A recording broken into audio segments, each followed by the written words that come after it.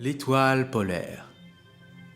Ça y est, j'ai du temps pour compléter mon journal. Je suis actuellement dans le dortoir de l'étoile polaire. L'endroit semble un peu miteux, mais ses occupants me semblent fort sympathiques. Je viens d'arriver, les membres de l'internat m'ont salué et m'ont félicité. Apparemment, je suis le seul nouveau. Bref, revenons là où je vous ai laissé. Durant le trajet en direction de l'Académie des Montagnes Bleues, les caravanes se sont mises 2 ou 3 fois en arrêt. Le premier soir, j'observais par la fenêtre de mon wagon, les caravanes se sont mis en cercle. Rien à voir avec les petits convois que j'ai connus. Le nombre était tellement important que l'enceinte qu'avaient créé les caravanes devait bien faire 1 hectare ou plus. De ma fenêtre, je voyais un mage moduler le sol pour en faire sortir des constructions, des bancs, des tables.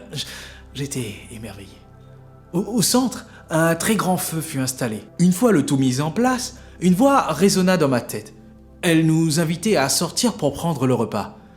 Sans demander son reste, Neville, qui s'était assoupi, prit ses jambes à son cou et partit comme une flèche. Une fois dehors, je cherchais du regard Neville pour m'asseoir près de lui. Il était en bout de table et 2 places le séparaient du reste de la rangée. À croire que les gens voulaient l'éviter. Je ne sais pas si c'est à cause de sa façon de manger ou à cause de son odeur.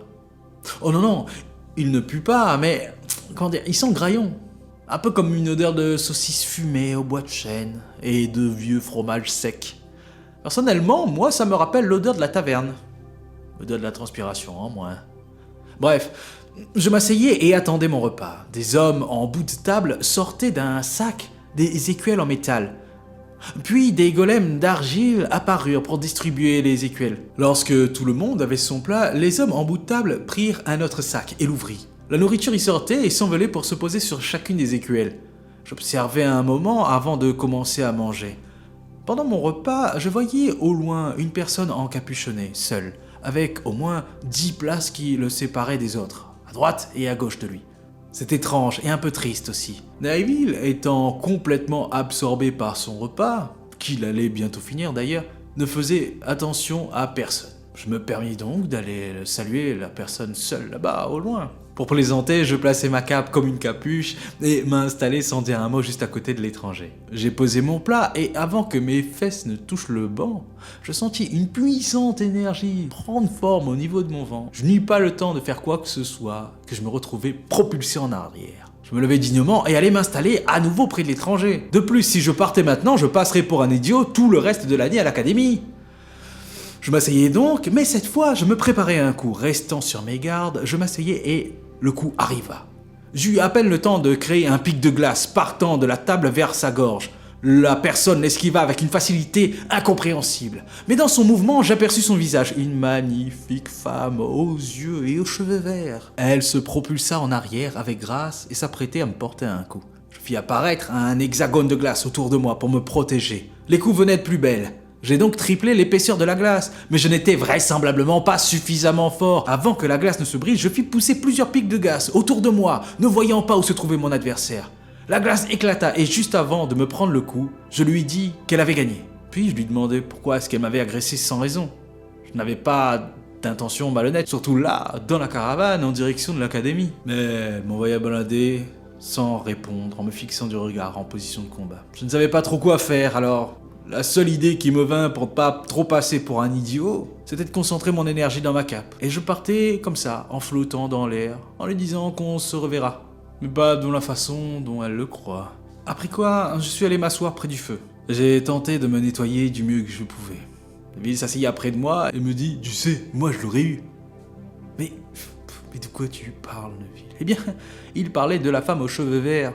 Il précisa qu'il l'aurait mise à terre et qu'il ne faut pas se fier aux apparences. Je lui dis que je n'en doutais pas une seconde. S'il avait la puissance de faire apparaître son familier aussi longtemps, il devait évidemment être très fort. Quoique, ça expliquerait pourquoi il dort constamment.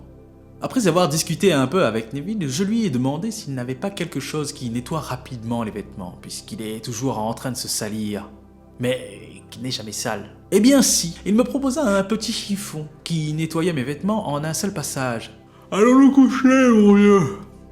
lui dis-je. Et on est parti dans les dortoirs, créés par magie non loin de la zone de repas. Une fois dans la chambre, Neville s'écroula dans son lit. Dans le doute, moi, je gelai la porte pour éviter toute intrusion. Je restais un instant près de la fenêtre à regarder en dehors. J'aperçus Chilou et Louchi discuter avec une femme. Je m'allongeais sur le lit, essayant de créer de nouvelles choses dans mon monde intérieur. Mais rien ne se passait. La raclée que je m'étais pris m'avait un peu retourné l'esprit. Je dois vraiment apprendre à me tenir à carreau. Je me suis réveillé tôt ce matin. J'avais passé la nuit, comme chaque nuit, à me battre contre la petite fille à l'épée. Vous vous souvenez de la bague noire ? Eh bien, il semblerait qu'elle y vive. Je ne sais pas si c'est réellement quelqu'un, ou peu importe ce que c'est d'ailleurs. La petite fille à l'épée m'entraîne à chaque fois que le sommeil me gagne. À chaque petit moment où je m'assoupis, elle surgit soudainement, arme en main, et m'attaque à mort. Oui, je suis mort une quantité de fois que je ne pourrais le dénombrer. Mais plus le temps passe et moins je meurs. Quand je meurs, le combat reprend. Ces morts sont insoutenables et cela aurait rendu plus d'un complètement fou.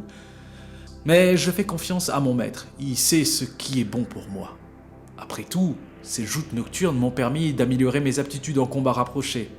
Enfin bref, je me réveille et vérifie si mes affaires sont encore là. Oui, tout est là. Je vérifie la porte. À part une grande flaque d'eau au sol, rien à signaler, le gel a bien tenu. Je jetai un œil par la fenêtre, personne dehors, je décidai de faire un tour dans mon havre-sac. J'appelle mon maître, le gros livre s'ouvrit et Vladimir, très fatigué, me répondit. Je lui demandai s'il y a une salle d'eau dans le coin. Il m'envoya me laver dans la rivière qui longe les champs.